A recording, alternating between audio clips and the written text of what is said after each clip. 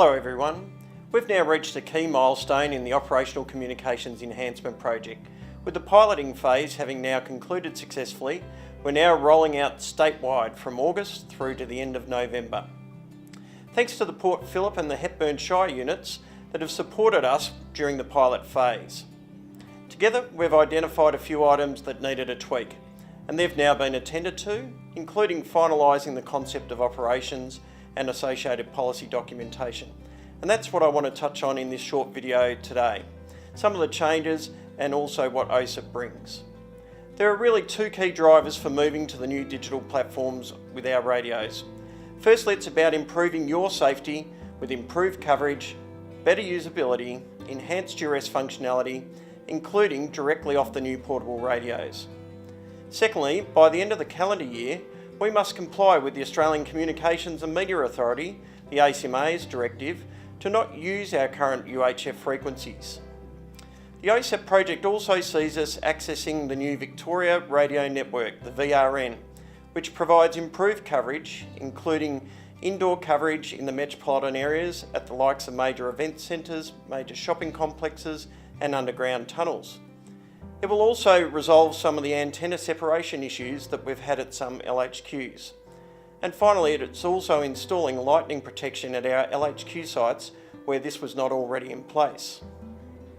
Over the last 18 months, we've undertaken a range of workshops with our members. This has included with our Volunteer Association to refine how we will use the operational communication systems in the future. This has been captured in what we call a concept of operations, or a CONOPS for short, and associated policies are also now on the SES Hub.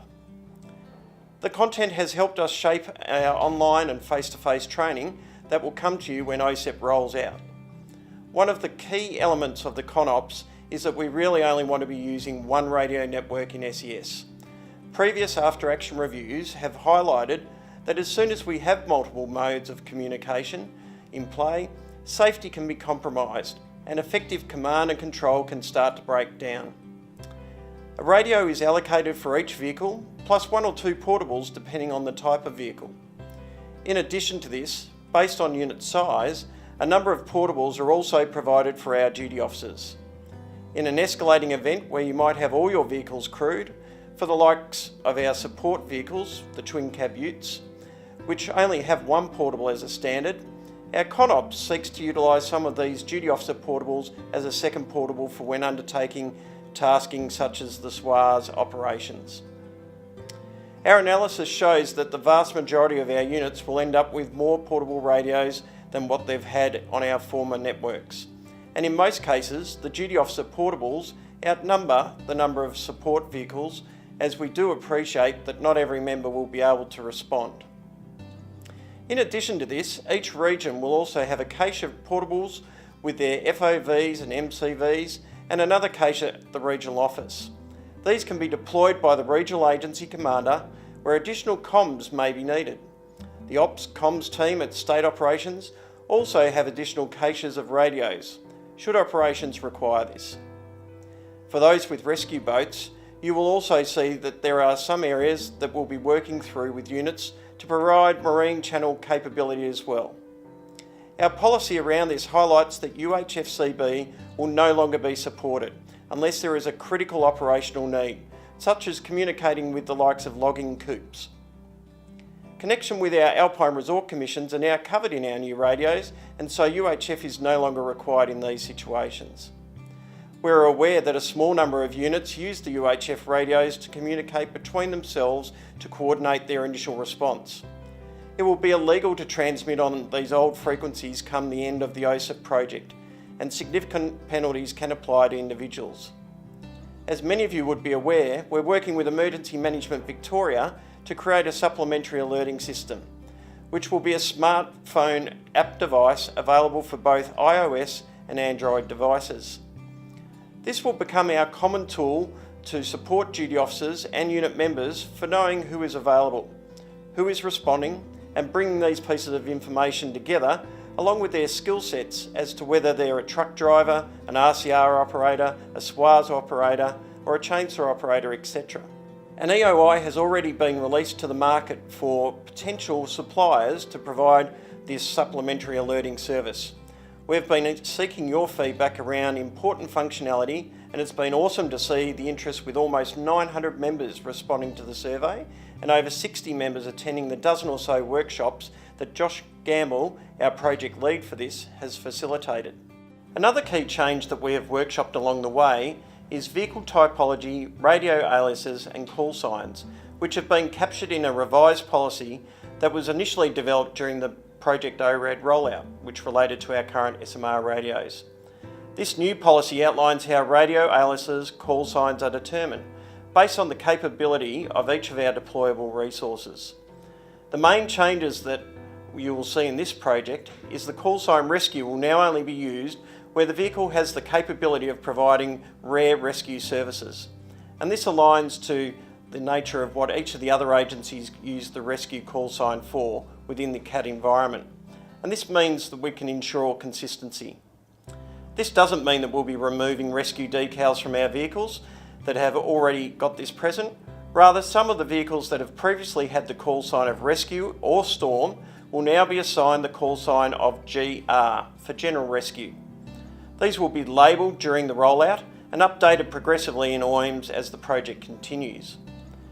The third of the policies I wanted to share with you relates to the tracking of our vehicles. Each of our deployable resources and the new portable radios have a global positioning system, a GPS, tracking device incorporated into them. Other emergency services have been using similar technology for quite some time now. Our existing SMR radios have also had GPS, but this is only connected to the ESTA environment in the past. Whilst ESTA will continue to receive this data in real time, one of the key differences coming up from this project is that the data will become available in EMCOP in the coming months, as it already is the case for CFA, DELP and MFB resources. We'll also be able to monitor it through OpsComms with our fleet monitor. The primary reason for enhancing the use of GPS tracking of our deployable resources is to ensure ultimately the safety of our VIXS members, particularly through the use of duress. But it also means we can effectively deploy our resources, and we hope to have our resources available in EMCOP over the next 6 months. Then this will improve our allocation of resources during moderate to large scale emergencies. We've also seen in after action reviews the need to retrace where our resources were at any point in time. And then there will be occasions where the Deputy Chief or myself may use the information to follow up on issues that have been raised by members of the public or other members. Finally, the new radios come with a managed device service, which is supported by Telstra.